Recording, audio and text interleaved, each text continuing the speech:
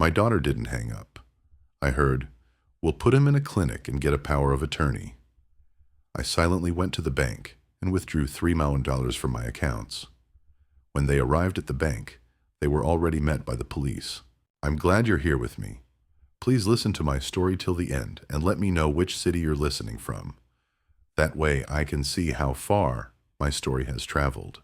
I didn't mean to listen. God knows I didn't.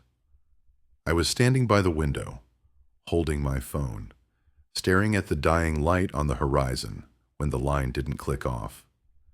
My daughter had just called to ask about my health. The same routine questions, the same gentle tone that always made me feel both loved and handled. Then, as I was about to hang up, I heard a pause, and her voice, muffled, but clear enough. "We'll put him in a clinic. Once he's signed the papers, we'll get the power of attorney." A man's voice followed, calm, practical, almost bored. "He's too trusting. Just be sweet for another week or two. He won't notice a thing." At first, I thought I'd misunderstood. My thumb hovered over the screen. I waited for a punchline, for a laugh, something that would tell me this was just a bad joke. But there was none. Just the sound of cutlery, a low TV hum, and their casual, unhurried plodding.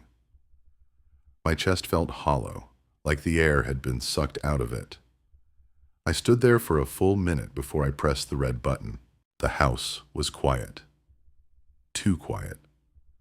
I walked through the rooms, every photo on the wall staring back at me. Birthdays, vacations, her wedding. All those smiles looked like lies now. I sat down on the couch, staring at the cold coffee on the table, and tried to breathe. My daughter, my only child, wanted to put me away, to get the power of attorney. I replayed the words again and again, as if repetition could make them sound different. They didn't. When she called again an hour later, I answered. "Dad, you hung up so fast earlier. You okay?" Her voice was bright, syrupy. I could almost hear the smile. I swallowed hard. "Yeah, just tired," I said. "You know how it is." She laughed softly. "You shouldn't live alone, Dad. It's not safe. Maybe you should come stay with us for a while." There it was. The same trap, sugar-coated and sharp. I murmured something vague, promised to think about it, and ended the call. For a long time, I sat in silence. Every sound in the house seemed foreign. The refrigerator's hum, the creak of the floor, even my own heartbeat. Then, like a switch flipping inside me, the fog began to clear. I stood up, went to the bedroom, and opened the small safe I hadn't touched in years. The metallic scent of old paper filled the air. Bank statements, bonds, documents. My life reduced to printed pages. I stared at the total on one sheet. 3 million and change. Money I'd built over 20 years, the last trace of who I used to be. At 9 p.m., I grabbed my coat and keys. The night was cold, crisp, mercilessly clear. I drove downtown without turning on the radio. The city lights blurred past like streaks of memory. When I reached the bank, the clerk looked surprised to see me. "Mr. Harris, we're closing soon." "I know," I said quietly. "I won't take long." By the time the vault door shut behind me, I felt a strange calm, the kind that comes when fear finally burns out. I signed the papers, withdrew every dollar, and packed the envelopes into a plain leather briefcase.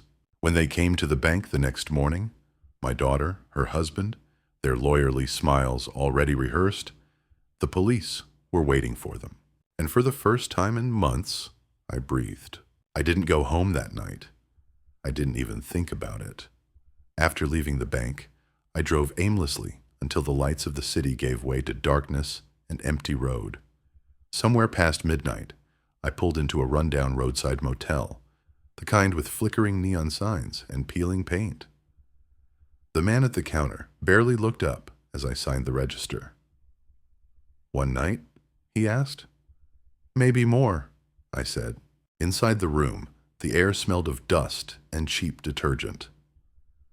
I sat on the edge of the bed, the briefcase beside me, and stared at the faded wallpaper. The silence pressed on me, heavy and intimate. I realized how small my world had become. A few rooms, a few people I thought I could trust, a lifetime of work that could vanish with one signature. For the first time, I allowed myself to feel it. The betrayal, the grief, the sheer absurdity of it all. My daughter, my flesh and blood. I raised her alone after her mother died. Every sleepless night, every sacrifice, every proud moment, all of it now twisted into a weapon against me. I tried to imagine the conversations they must have had behind my back, the smiles, the rehearsed concern. He's getting forgetful. He's tired. It's for his own good. I almost laughed. It was such an efficient way to erase a person, to convince everyone, including him, that he was losing his mind. Sometime around 3 a.m., I stood and washed my face with cold water. The reflection in the mirror didn't look like me. The man staring back had sunken eyes, gray stubble, and a hollow stare. I whispered to him, "You still have a choice." It sounded ridiculous, but it steadied me. By morning, the fog in my head had lifted. I drove to a diner across the street, ordered black coffee, and began to think like an accountant. No more emotion, no more disbelief, just numbers and facts. How much did they know? How far had they gone? I pulled out my phone, checked my accounts. Closed, locked, secure. The money was safe for now, but I knew it wasn't over. They'd come looking. As I ate, I thought about the small details I'd missed. The sudden visits, the way her husband had started asking about my retirement plans, the polite insistence that I should see a doctor. It all made sense now. They'd been testing the ground for months, maybe longer. I spent the rest of the day driving along the coast, thinking. By evening, the outline of a plan began to form. Not revenge, at least not yet. Something cleaner, colder. I would find out exactly how far they were willing to go. I would let them play their game, but on my terms. I rented a small apartment under a different name, just a few miles from my old neighborhood. It wasn't much, a one-bedroom with a view of the highway, but it gave me something I hadn't had in a long time. Distance. That night, sitting by the window, I wrote down everything I remembered. Dates, phrases, faces. Each word was a nail sealing the coffin of the man I used to be. When I was done, I closed the notebook and whispered, "No more." For the first time in months, I felt something close to peace. Not the kind that soothes, but the kind that sharpens. They thought they were playing with an old man. They had no idea what I was becoming. 2 days later, I went back into town. I had shaved, put on a clean shirt, and rehearsed my words in the mirror. I wasn't going to act like a victim, not anymore. The morning air was sharp, filled with that brittle clarity that comes after a storm. I parked outside the law office that had handled my late wife's estate. It was strange walking through those glass doors again, a ghost retracing old steps. Inside, the receptionist looked up with polite surprise. "Mr. Harris, it's been a while. I need to see Richard Coleman," I said. "It's urgent." Richard had been our family attorney for years. A good man once, though we hadn't spoken since my wife's death. He came out a few minutes later, heavier now, glasses slipping down his nose. "John," he said, shaking my hand, "you look like hell." "I've had better weeks," I said dryly. We sat in his office, the smell of old paper and coffee filling the air. I told him everything. Not all the emotion, not the sleepless nights, just the facts. The overheard call, the power of attorney, the sudden concern for my mental health. Richard didn't interrupt. He just nodded, occasionally scribbling notes. When I finished, he leaned back and sighed. "Legally, it's possible," he said.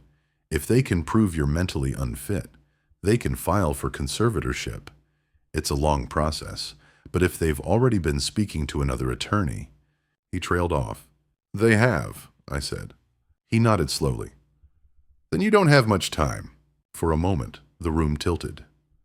The idea that my own daughter had already started building a legal case to take my life apart made my stomach turn. What do I do? I asked. You protect yourself, Richard said simply. First, make sure all financial assets are moved out of reach. Second, document everything. Third, if you ever get a medical evaluation, have it done privately by someone I trust. I felt a flicker of hope. It was small, but it was real. You'll help me? He looked at me for a long time. Your wife would have wanted me to. We worked for hours, drafting letters, securing signatures, creating a record of mental competency, something solid that could stand in court. When I finally walked out into the afternoon sun, I felt lighter. Not safe yet, but armed. I spent the next few days quietly putting things in motion. New accounts, new passwords, copies of documents stored in a safety deposit box under a friend's name. I didn't tell anyone where I was staying. I barely slept, but it was a clean kind of exhaustion, the kind that comes from building, not breaking. Then, one evening, I got a text from my daughter. Dad, are you okay? We've been so worried. I stared at it for a long time, my jaw tightening. I didn't reply. The next morning, I saw her husband waiting in his car near my old street. He didn't see me. He was on the phone, smiling that fake, polite smile I used to think was charm. That was the moment I knew. They suspected something. They could feel me slipping away. Good. Let them. I wasn't the confused old man they'd built their plan around. I was a man who had just remembered who he was, and now I had the one thing they didn't. Time. The next week felt like walking through a minefield. Every call, every knock on the door, every unexpected shadow made me tighten inside. Still, I kept moving. Fear is manageable when it has direction.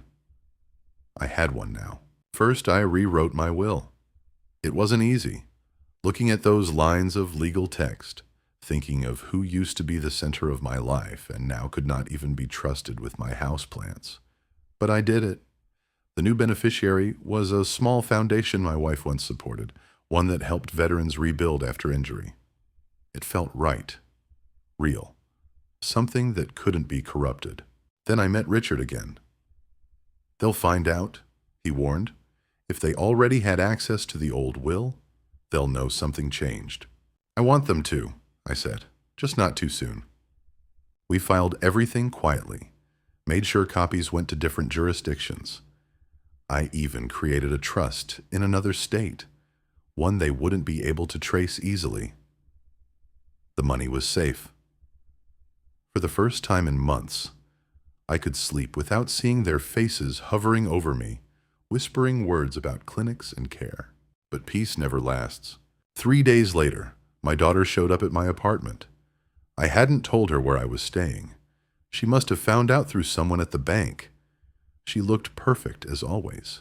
Neat blouse, bright smile, eyes full of practiced warmth. "Dad!" she said, stepping inside before I could stop her. "We've been so worried. You disappeared." "I needed a break," I said calmly. "Some time to think."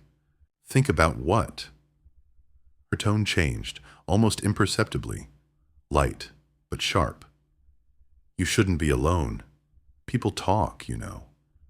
You've seemed confused lately." I let her talk. Every sentence was a calculated mix of concern and accusation. She offered to help with my finances, to simplify things. When I didn't respond, her smile faltered. "Dad, are you hiding something from me?" For a moment, I almost laughed. The audacity of it all. A predator pretending to be a caregiver. "I'm fine," I said, my voice flat. "You should go home." Her eyes flickered. "You sound angry." "Maybe I should call Dr. Peterson. He said stress could make things worse." "Don't," I said, sharper than I intended. She froze, then smiled again, smaller this time. "We're just worried. You know we love you." And with that, she left. I stood there for a long time after the door closed, feeling the tremor in my hands. She knew. Not everything, but enough. The next move would be theirs. 2 nights later, Richard called. "They've contacted the court," he said grimly. "They're trying to open a petition for guardianship. You've got maybe a week before it's official." A week. I didn't panic. Instead, I went out to the balcony and looked over the highway lights. The air smelled of rain and asphalt. I felt the fear rise, then fade, replaced by something else. Resolve. The next morning, I filed my own counterclaim through Richard, complete with evidence of coercion and recordings of the earlier calls. It was a bold move, maybe too bold, but it bought time. The bank, alerted by my lawyer, froze any attempt to access my old accounts. By the end of that day, my daughter and her husband were no longer smiling. Their tone on the phone turned from syrup to acid. "You're making a mistake, Dad. You don't know what you're doing." But I did. When they realized they couldn't bully me, they tried to scare me. Threats whispered through lawyers, veiled comments about mental health evaluations. But I didn't back down. I documented everything. Every message. Every word. By Friday, I was exhausted. I drove out to the coast again, sat by the water, and let the sound of the waves erase their voices from my head. For the first time in weeks, I wasn't reacting. I was leading, and I knew the storm was only beginning. I knew they wouldn't stay quiet for long. People like my daughter and her husband never do. They can't stand losing control. The first knock came 3 days later, just as the sun was setting.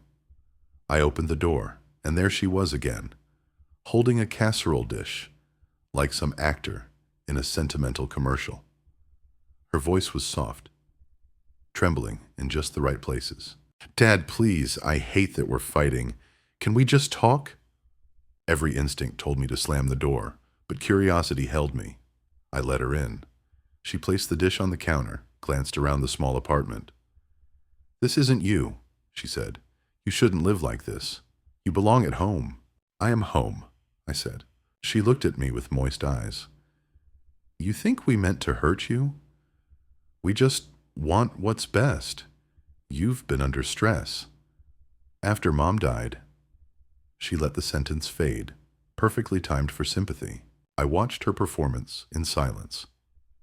The tears, the hand reaching across the table, the catch in her voice. She was good, better than I remembered.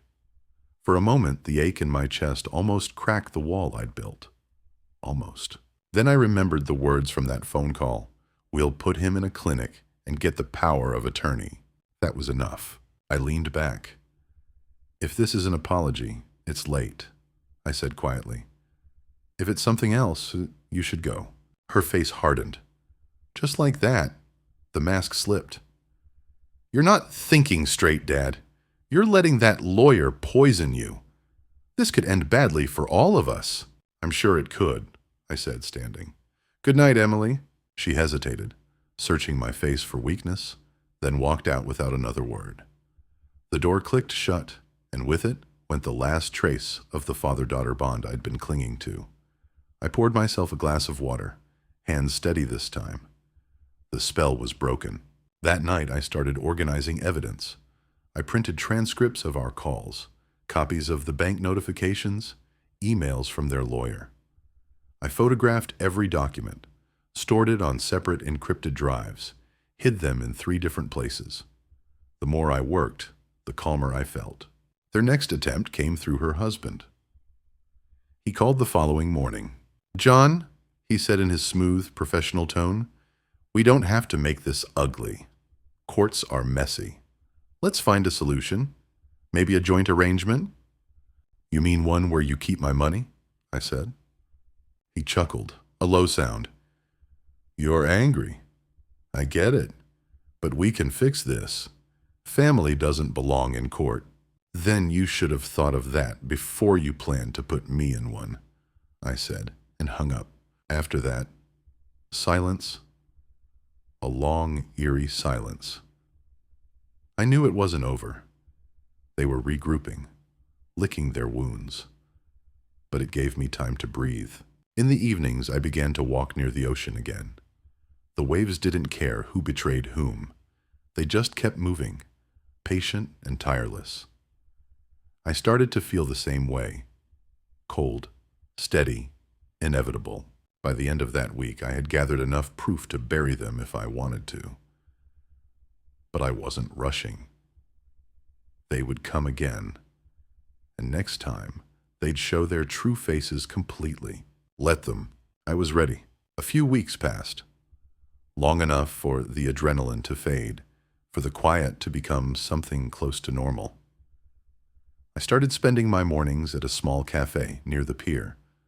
Old wooden tables, the smell of salt and coffee, locals who spoke softly and minded their own business. I think I went there because it reminded me of a time when life still felt solid. One morning, a woman sat across from me at the counter. Gray hair, steady eyes, a faint scar running along her wrist. She smiled politely. "You look like someone who's been through hell," she said. I laughed, surprised. "You could say that." Her name was Martha. She told me she used to be a nurse until her son took her house by convincing a court she was unfit to live alone. Now she worked part-time, renting a room nearby. There was no bitterness in her voice, just a quiet understanding I hadn't felt from anyone else in months. Over the next days, we talked more about the small cruelties families can inflict, about how love twists when greed gets involved. She said something that stayed with me. They can take your name, your money, your house, but if you keep your story, the truth, they can't win. That night, I couldn't sleep. I sat by the window, her words circling in my head. Maybe that was what this had all become, a fight over the story of who I was. They wanted to rewrite me as weak, confused, incapable. My silence had let them do it. That would end now. I began reaching out. Richard helped me contact an advocacy group that worked with older people facing guardianship fraud. They introduced me to others, retired teachers, widows, men who'd been tricked into signing papers they didn't understand. We met once a week in a church basement. The coffee was terrible, the lighting worse, but for the first time in a long while, I felt part of something human again. Then, as expected, the pressure returned. One rainy afternoon, I came home to find my daughter waiting at the entrance to the building.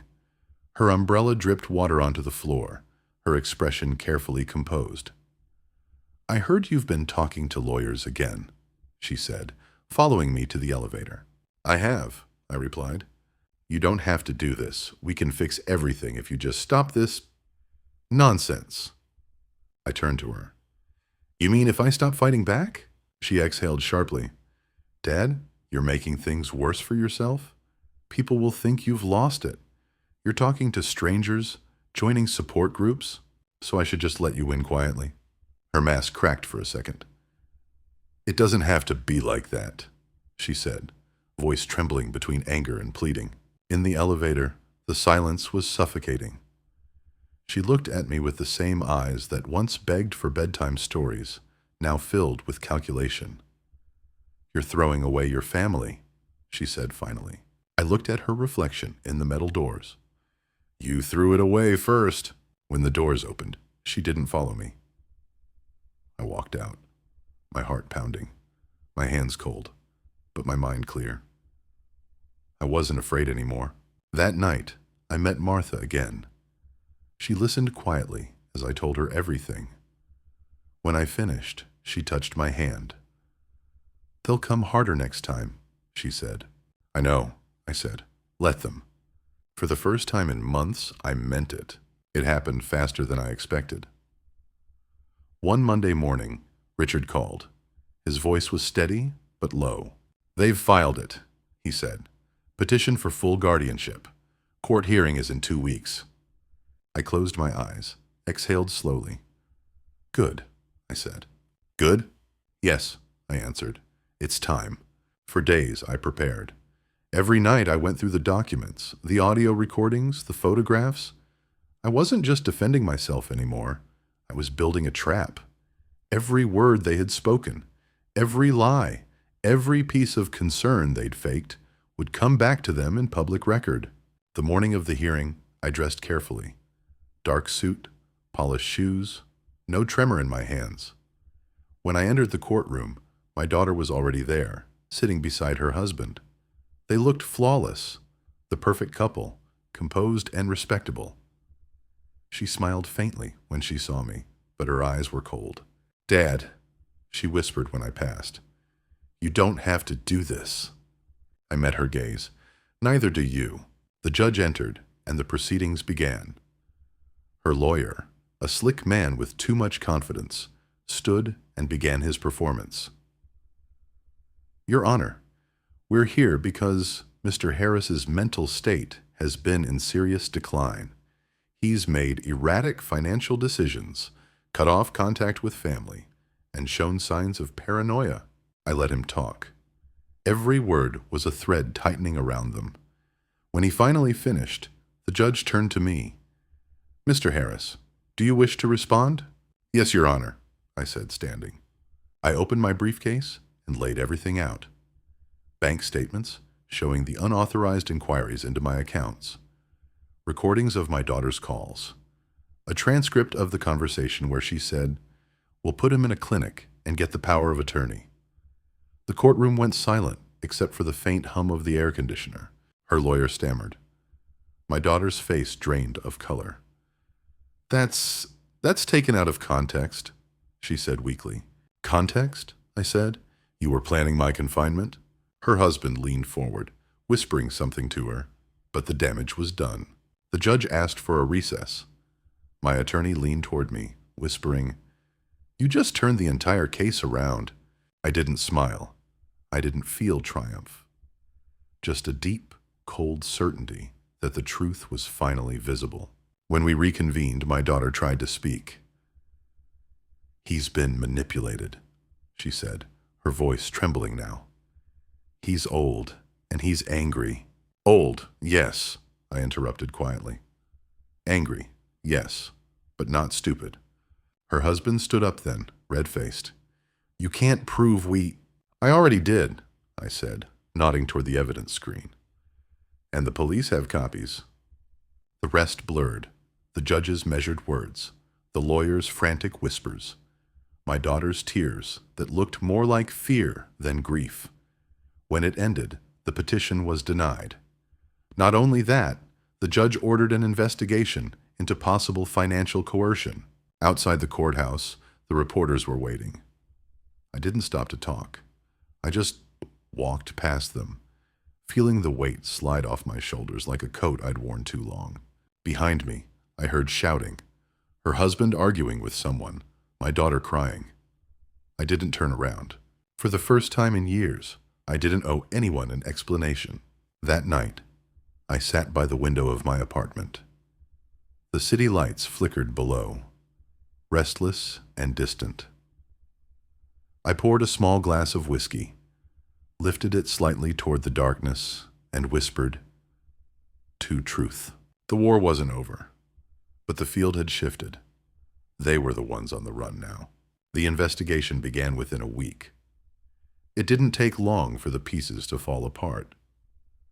Richard told me that the authorities had already found irregularities, forged signatures, bank access attempts, and recorded communications between my daughter's husband and one of the clerks at my financial institution.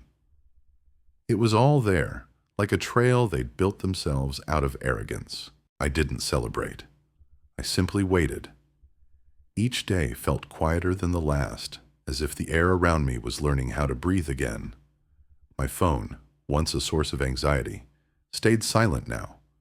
No calls, no messages. The calm after the storm, though I knew it was just the eye of it. Then came the call I knew would arrive.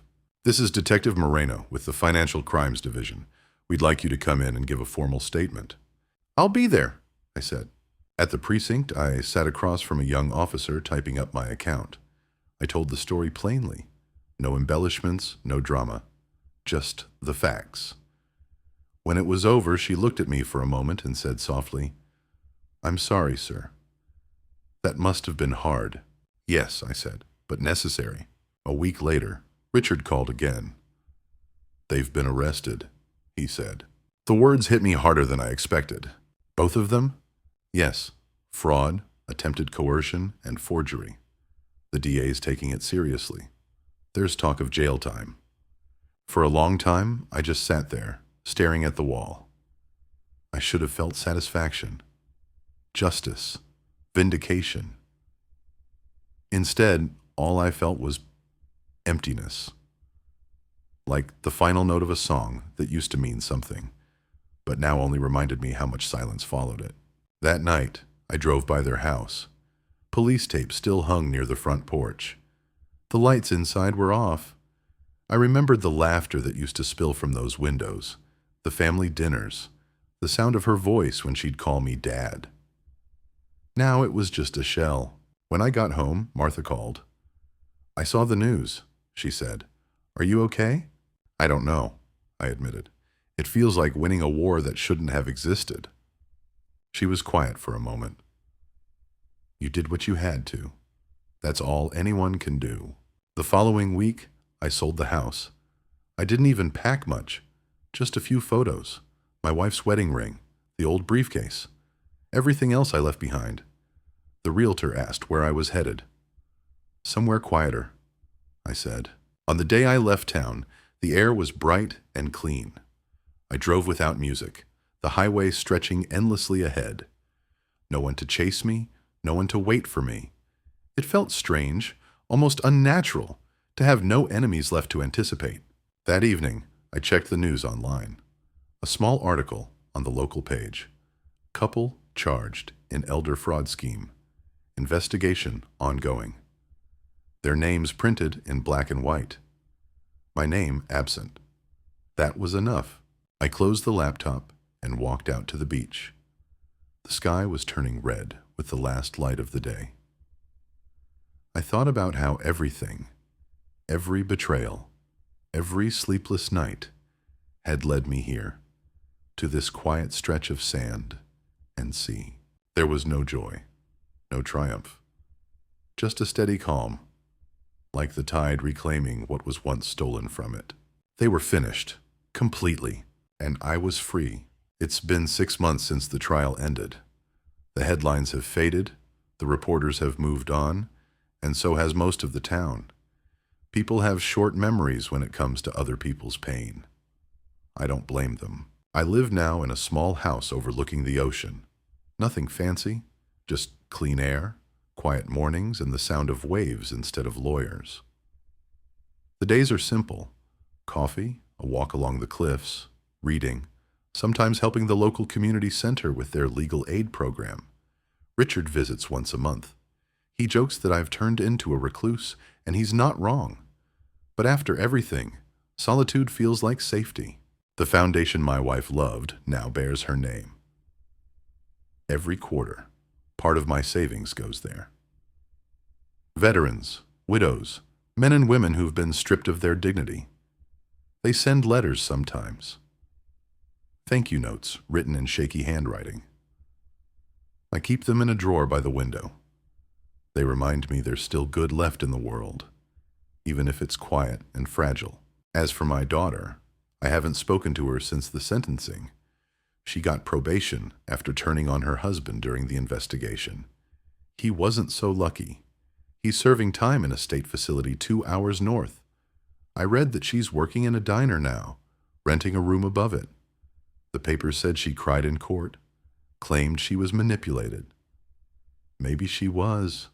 Maybe greed blinds you long before you realize you're lost. Sometimes late at night, I think about calling her. The thought doesn't come with anger anymore, just a dull ache, a habit the heart refuses to unlearn. But I never make the call. Some bridges aren't meant to be rebuilt. Some must remain burned, glowing faintly in memory as warnings. Last week I saw Martha again. She was volunteering at the same legal aid office. Her hair's whiter now, but her eyes still have that steel behind them. We talked for an hour, mostly about ordinary things, the weather, the town, the absurdity of bureaucracy. Before leaving, she said, "You seem at peace." I thought about that. "Maybe not peace," I said, "just quiet." When I walk along the beach these days, I sometimes see families. Fathers tossing balls to their kids, mothers laughing, the small chaos of trust that still works in some homes. I don't envy them. I simply watch. I know how fragile it all is. One evening, I stood where the tide touched my shoes and realized something simple. Revenge isn't a moment. It's survival. It's living after they've tried to erase you, and doing it well enough that their failure echoes louder than any apology ever could. The wind picked up, carrying salt and the low hum of the sea. I closed my eyes, breathing it in. Somewhere behind me, the past was still there. The courtroom, the betrayal, the faces I'd once loved. But ahead, the horizon stretched wide and indifferent, like a blank page waiting to be written on. I turned toward it and walked. No happy ending, no forgiveness, just life, finally, mine again.